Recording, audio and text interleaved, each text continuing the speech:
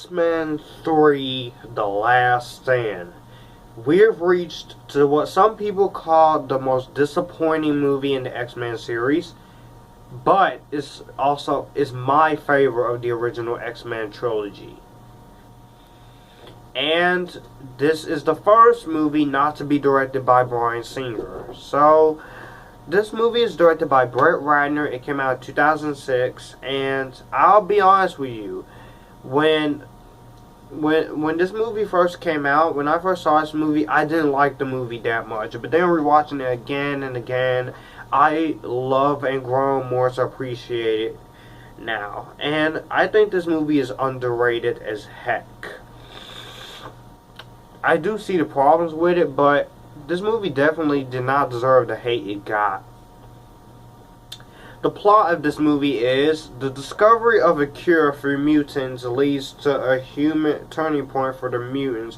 Wolverine, Storm, Jean Grey, Rogue, Mystique, and Beast, and all the other gang.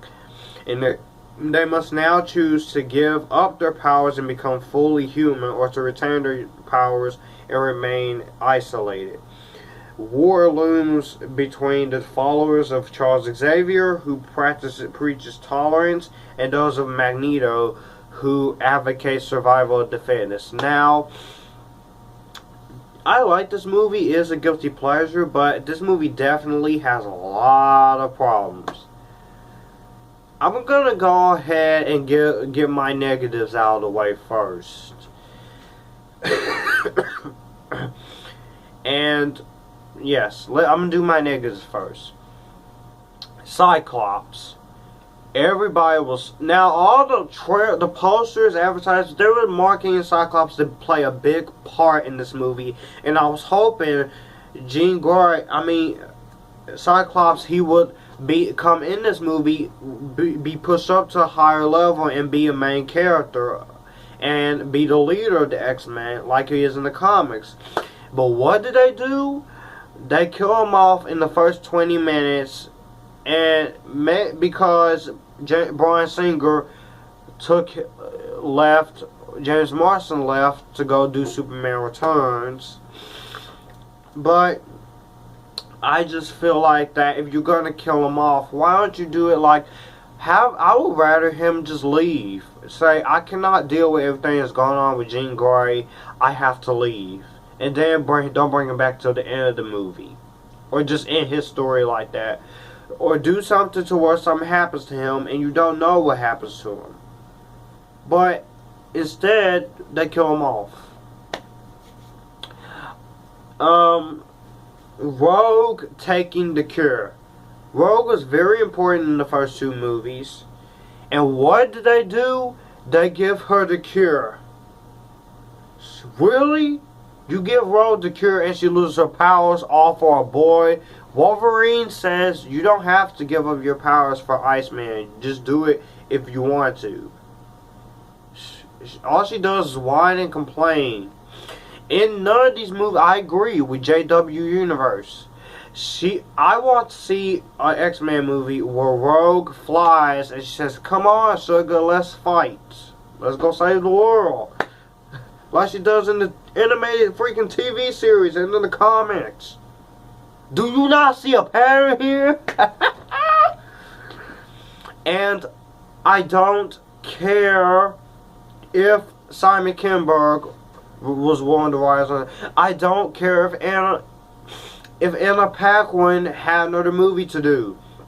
You could easily drop that, said no to that movie, the other movie you were doing, Anna Paquin. Stay on for this movie and you have a bigger part. You've been able to fight and everything. Another issue I have to point out is Mystique. I like Rebecca Romijn, I still love her, but what they do with her is not satisfying for me. She gets shot with the cure. And I do have to say that this plot of the movie gets really confusing at times, but you have to pay attention in order to understand it. You gotta pay attention. And I know a few YouTuber friends of mine, Tevia and Parker Michael, they hate this movie. But I like this movie. This is better than X-Men Origins. God, I will get there to that movie. That train wreck. But my other final complaint is Juggernaut, who is played by Vinnie Jones. And Vinnie Jones is a great actor. I would like to see him see better if Bryan Singer was came back and directed. Because originally Bryan Singer he had this plan all along before Brett Ratner came. He wanted to introduce the Hellfire Club, Emma Frost, who was going to be played by Sigourney Weaver, have Nightcrawler in this movie, which is also another issue, and the introduction of Gambit, who would have been played awesomely by Keanu Reeves. I would love that. But he left to go to Superman Returns. And no Nightcrawler.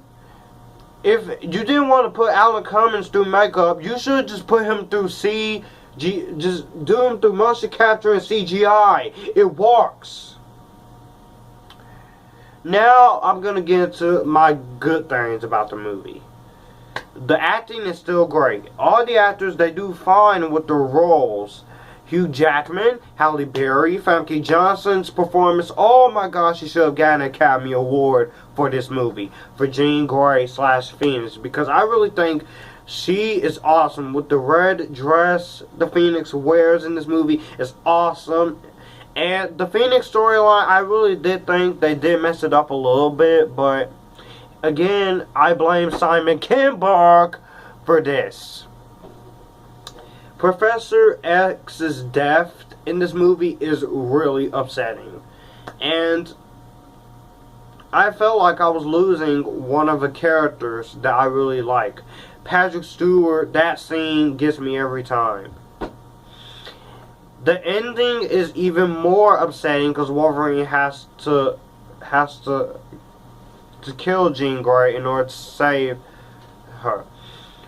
And first time watching it, I got confused, but I started to like it, to get more into that. The action is insane. Action all the way around, special effects. You see Iceman turn into full Iceman. He's ice, entirely in ice, everything. He fights Pyro. That fight was awesome. The score was musical score by John Powell was incredible. Though I do miss John Ottman's score from the previous movie, X2. But I don't care. X-Men 3 is very underrated, very misunderstood, and I think it deserves more credit than it gets. So for the ones who hate it, if you were the one who didn't like the movie or love it like I did, check it out again. You will be surprised. It's not the best X-Men movie. It could have been done a little bit better, but to its credit, it could have been even worse. That's why. But X-Men 3, not bad. Not bad at all. I'm giving X-Men 3 an Epictastic. Yes, this trilogy gets Epictastic. And yes, stay tuned for my blown out rant on X-Men Origins Wolverine and my blown out rant on the Huntsman Winter's War. Oh God. So, let me know in the comments below what you think of X-Men 3. Do you like it? I know a lot of y'all hate it, but just explain why. And if you like it, explain why. I'll see you guys in the next one. I peace out.